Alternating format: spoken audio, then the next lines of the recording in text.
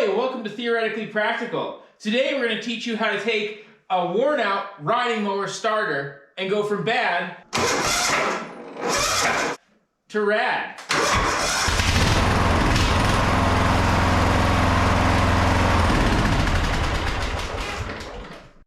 Today we're going to be rebuilding the starter motor on my 1998-ish Kubota riding tractor that was definitely not made by Kubota. I'll start it right now and you'll be able to see that it's a little bit weak. Wow, that was extraordinarily loud. I'm going to do that again. Wow.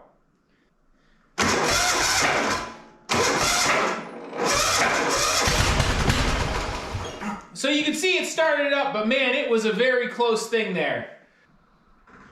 So about 4 years ago, I actually had this apart already once. The tail bushing, the bushing in the bottom here that keeps the commutator centered, was completely worn out, and the armature, the stator, was hitting the sides of the motor, so it would just kind of short itself out, and it just wouldn't start the mower. So I put a little tail bushing in there that I made myself out of bronze because I couldn't really find the right part number at the time. The other issue was about 4 years ago, I looked at the brush and said they're looking pretty slim as well. So what we're gonna do today is we're gonna take this apart, we're gonna clean up the commutator on the lathe, turn it down just a little bit, clean out the grooves, I'll show you all that stuff. We're gonna put new brushes in it and a new tail bushing as well. All right, we're ready to disassemble this motor, but before you disassemble any motor like this, the important thing to do is mark the rotation. So in this case, I'm gonna put a Sharpie marker here and a Sharpie mark here. Now, in this motor, I happen to already know that the case is keyed. You can't put it together wrong. But recently, I was helping a buddy refresh the starter motor on his jet ski, and we found out there were many ways you could put this back together wrong. And I'd even also go as far as to put 2 lines here. So now you know which way it goes and which orientation it goes. Again, it's not necessary for this motor, but it is a very good practice to get into. Okay. So that's loose, but not completely uncaptivated yet, you'll see. And actually, you can see what it does is it's to push, instead of having a Bendix, this isn't just a contactor, it also pushes and pulls the teeth here. So you can see if it was pulled in, it would pull in, or it would push out, and it would also make that contact inside. It's just a big solenoid. I try to put all the bolts back where they came from when I'm not currently, I don't know which side, it doesn't matter, I'll figure it out, when you're not currently using it. All right, so we'll pull this up. This on mine is cracked. It's pretty weak, this little piece of rubber, so you kind of want to just hold it gently and wiggle the top up. And there we go. So, in this case, this is the little tail bushing that I made a couple years ago, and it should actually be a press fit in the case, but it's got about 10 thou-ish of clearance, so I'm really looking forward to getting the right one in here, hopefully. This is just a little cover that goes over top of the brushes. You may have different designs. It's kind of very dependent from manufacturer to manufacturer. And then you've got the 4 brushes with their springs. These springs will take off and then they will be gone forever. So what I do like about this one though is you can take the springs out, put it over, and put the springs behind the brushes. Some of these have a sealed lid, and getting it back over the commutator is quite a difficult process. Okay, we're just gonna remove the body of this, and it should come off gently. Again, watch those springs, they will go a mile. All right. So we got the 4 springs in here, and I would just put this lid on top just to keep it covered up and put this whole unit aside. We won't need to do much with that. All right, and then there's the rest of this. And in the case of this one, you can just grab it, and there's a little rubber seal you gotta pull it past, and that's pretty much it. Obviously something in here got bent at some point in time. I don't know if you can see on that lip there, but we're gonna try to straighten that out just a little bit. it is still much like a Bendix where it extends like that. You can see in the past, it was rubbing on the sides of this against the sides of there, but the new tail bushing, even the one that I made that was kind of the wrong size, did a good job of protecting it. So one reason that I would rather rebuild this than buy a new one is the two options are the cheap Chinese ones, which are like 65 bucks. They don't use, the casting quality is not as good. They use a bushing in the nose. This uses a needle bearing, which will last, basically forever. The quality of the motor winding, like this is just really good quality stuff here, and you're not gonna get that at $65. The other option is buying a brand new, this is made by Denso one, and they're, $130, $140. So, if I can fix this thing for virtually nothing, that would be the trick. And this is the Commutator, and you can see how it's not clean, it's not shiny, and it's pitted. And I'm gonna try to use a microscope and see if I can get some pictures to put up on the screen there. So there's a couple different reasons why the Commutator gets damaged. Some of it is just wear over time, right? That's not the end of the world. It's just part of the nature of the beast with a motor like this. The other thing though is the pitting on this is because that tail bearing was loose, the tail of this is wobbling around. And because there was some grease on there, the contact isn't very good. So those little brushes, instead of riding nicely on the surface, are bouncing, and every time they bounce, they arc, and every time they arc, they take a little pit out of the material. So that's why we've got to turn it down. If it was just dirty, we could just clean it, but this one is pretty badly pitted, and that's one of the major reasons why the starter isn't turning. The other problem is you can see here, this is as far in as the brushes can go. So they're spring loaded. And right now, this one is stopping, not because the spring is fully sprung out, but because right here, the wire for the brush is actually hitting the housing. So there isn't enough room for it to go in all the way.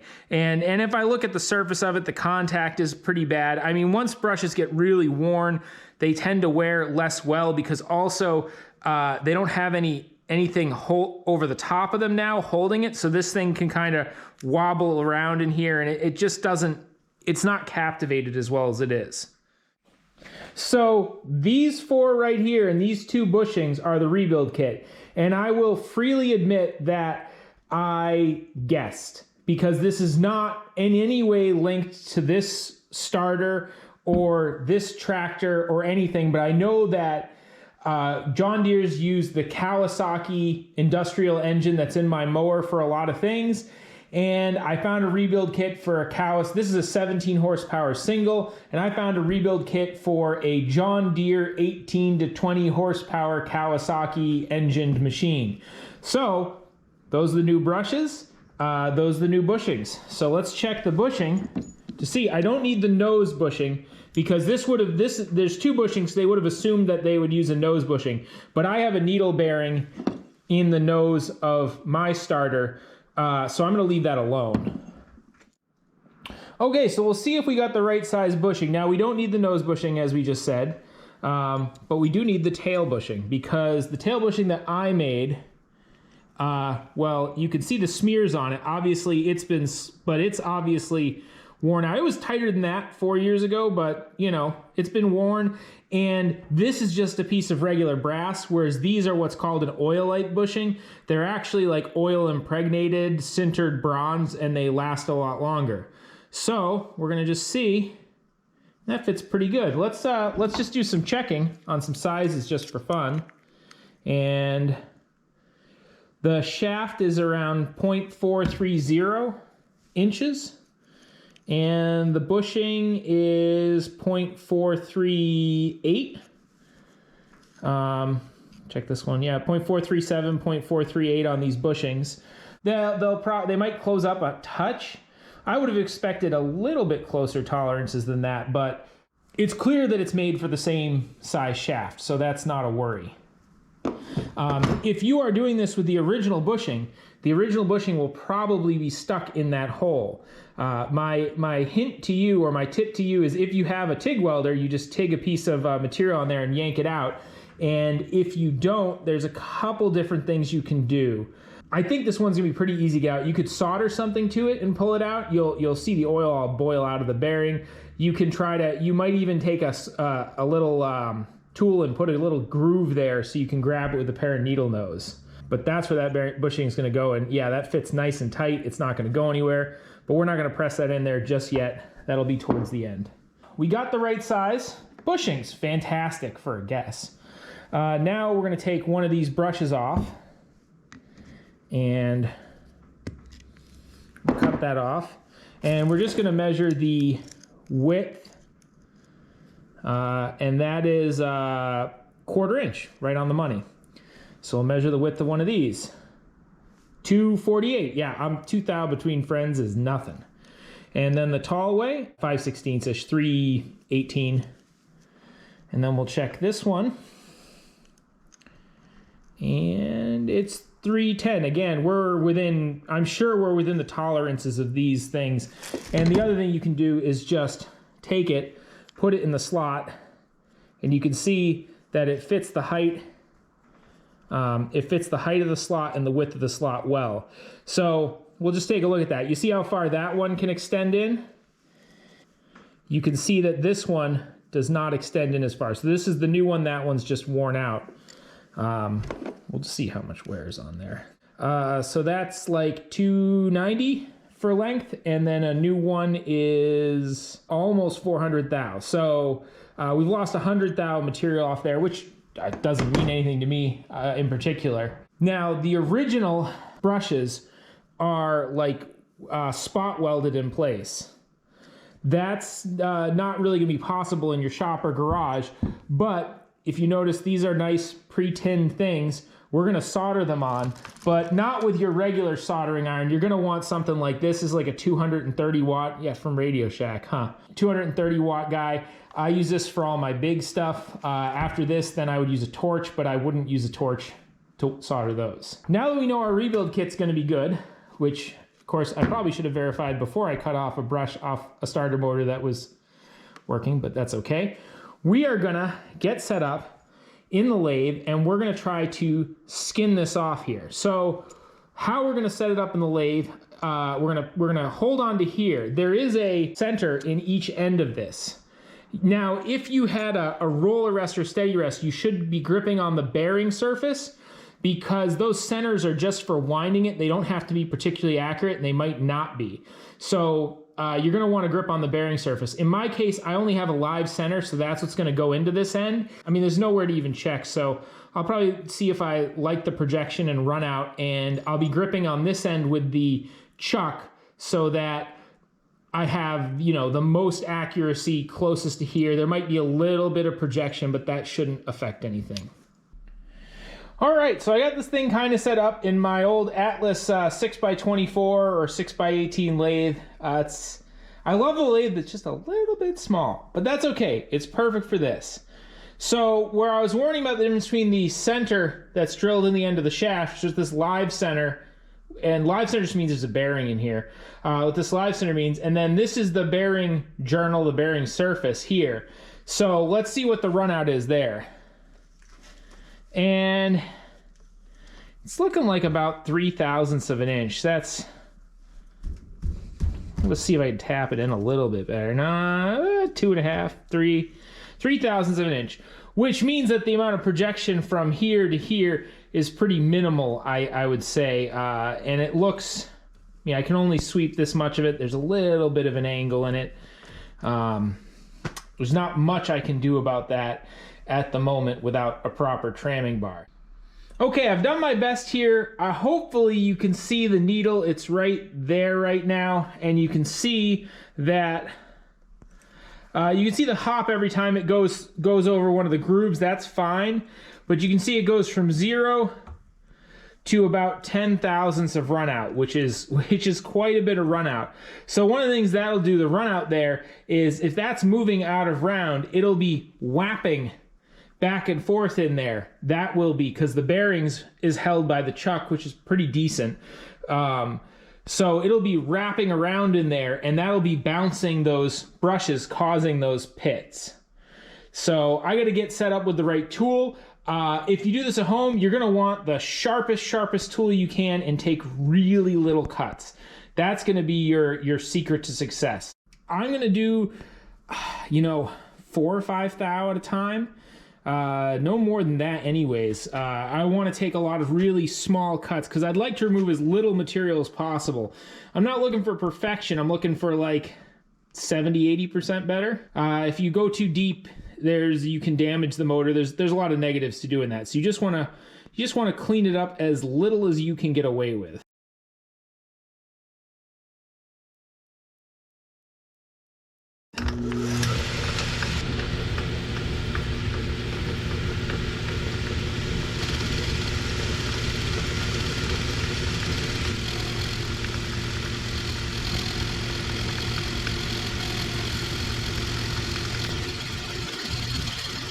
See what we look like now.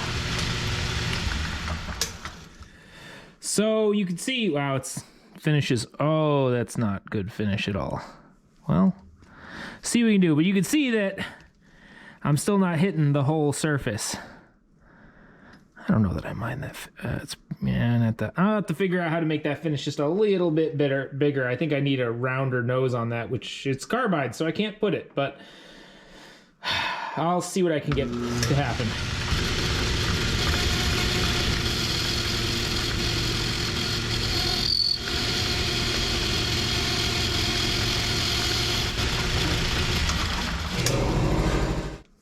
Stator surface holder on. There are some little steps in it, but what I'm going to do is take a file and knock off that little hump there, and then I'm just going to sand it a little, which again is contraindicated because the oxides in the sanding is it's a little bit conductive, and that can be a problem, but this is just a starter motor, so the duty is very intermittent, and if it doesn't work, I'm not out $1 million bucks. So the only thing we need to do, and I'll take a picture of this beforehand to show you, is in the little gaps, there's little bits of metal, and we're gonna take, actually probably the same bit, and just scrape them out. And I'll just show you how I'm cleaning. I'm just taking the tip of this little insert and just putting them in and running that through a few times.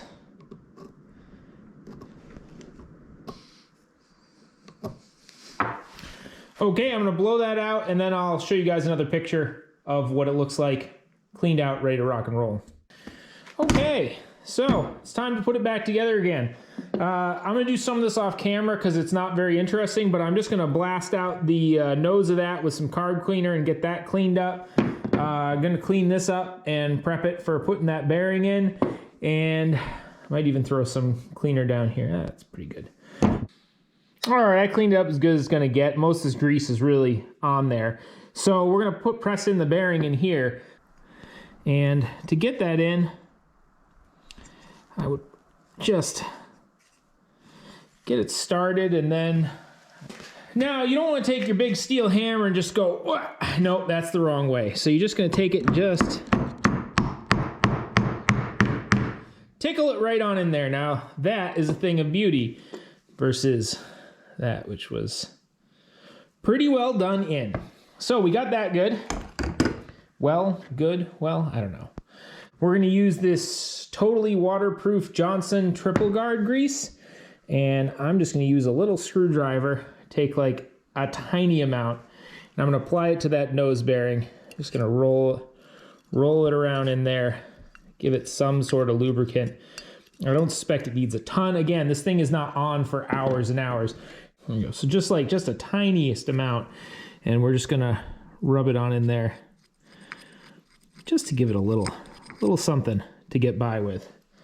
Okay, that's ready. That's ready. Now we're gonna have to reassemble this. So we'll get to the brushes. No, we'll do the brushes now. We're not ready to reassemble it. I lied to you. If you're replacing these, you're gonna wanna put them to be as similar as that. You're gonna wanna put them something like that. And there's a nice little hook on that, so we're gonna cut as much as we can off this with our side cutters, crimp these on, and then solder them in place. We are going to trim that back. I'm gonna do the first 3, so I have one sort of to remember by, and then we'll come back, we'll circle the wagons back to that one.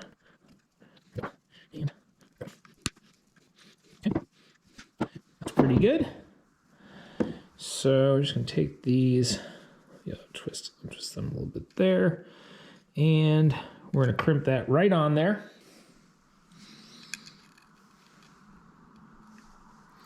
So hook it over like that, crimp it thusly.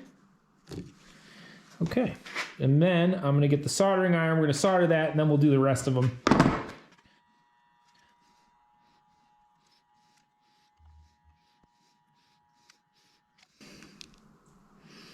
Yeah, that is well and truly on there. We'll go around the circle. Ta-da! Look at all those springs. They went in so easily. It turns out they did not go in easily.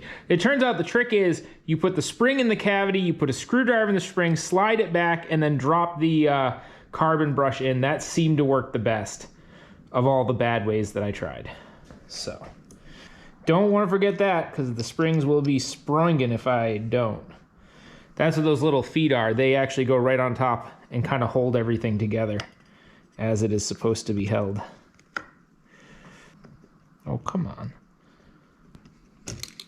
Oh, it's the fact that the bushing is actually tight is what's screwing me up. I'm like, why is this going together so difficult? Well, cause you got the right parts in it finally. Okay.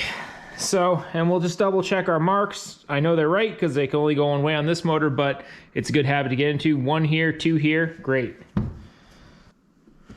Just make sure this spins nice and free. Yep, oh yeah. Okay. One thing, I couldn't really remember which way I put this in here, but if you see, there's a witness mark. So you can see there's like a triangular point there in the dirt of it.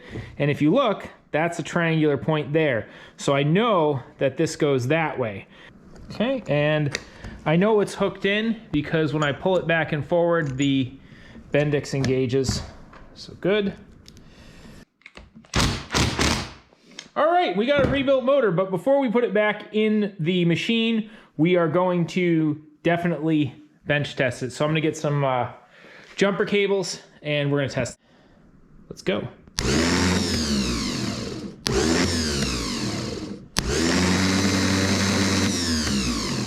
That's pretty good. I don't know if there's any difference. I didn't bench test it before, but there we go. So the reason I'm doing this is I'm just trying to let it spin a bunch without trying to push the motor, because the face of those brushes is flat and the commutator is curved. I just want to let them wear together. And that's kind of why you can hear it speed up. If I was a real professional, and maybe I will be, I would take it apart and clean the extra carbon out, but I think I'm going to leave it.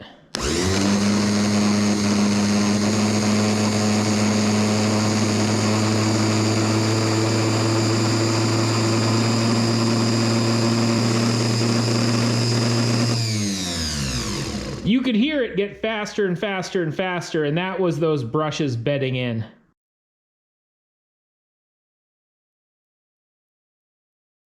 I ran it for a bit longer and all the vibration and nastiness seemed to come out of it. That was not the right place to touch.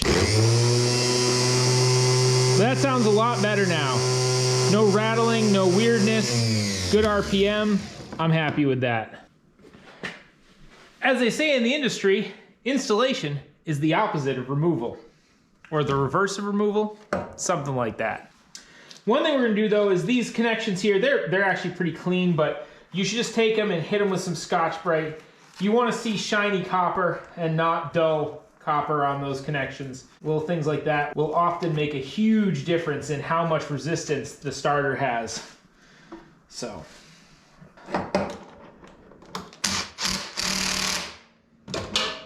Well, let's see if I made it better or worse or changed nothing at all.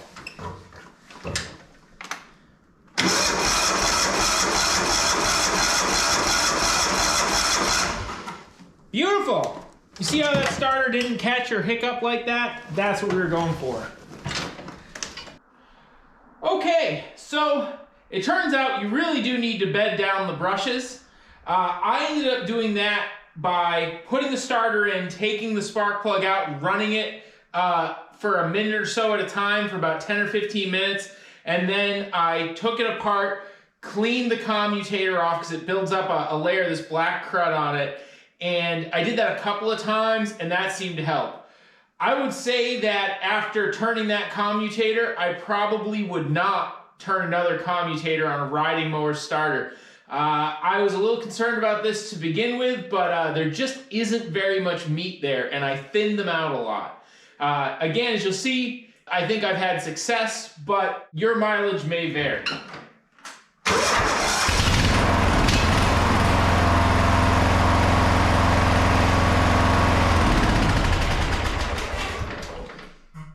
Now let's go blow some snow.